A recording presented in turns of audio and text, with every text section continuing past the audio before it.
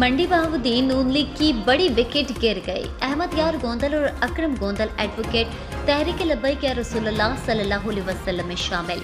तफसीलात के मुताबिक चौधरी अहमद यार गोंदल, चौधरी अकरम गोंदल ने तहरीक लब्बैक या रसूलुल्लाह सल्लल्लाहु अलैहि वसल्लम जमात में शामिल हो गए।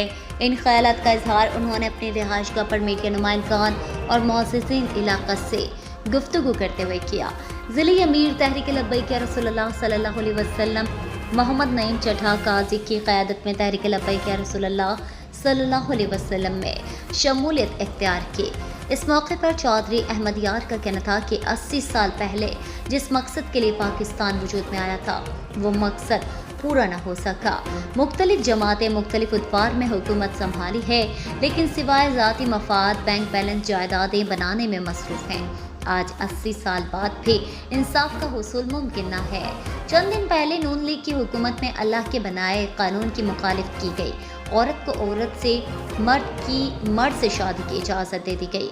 चौधरी अहमद यार ने कहा कि इस दौर में नून लीग, पीटीआई, कौफ लीग, इन जमातों की हुकूमत के होते हुए मैं अपना ईमान कायम नहीं रख सकता, इसलिए मैं अपने ख़ानदान के साथ तहरीक लब्बैक या रसूलुल्लाह सल्लल्लाहु अलैहि वसल्लम जमात में शमूलियत का ऐलान करता हूँ।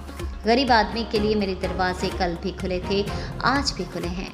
मैं दीन इस्लाम की खिदमत के लिए हर वक्त हर लिहाज से हाजिर हूँ। तमाम मीडिया नुमाइंदगान और सियासी समाजी कारकुन जो इस प्रेस कॉन्फ्रेंस में तशरीफ़ लाए, सबका शुक्रिया अदा किया।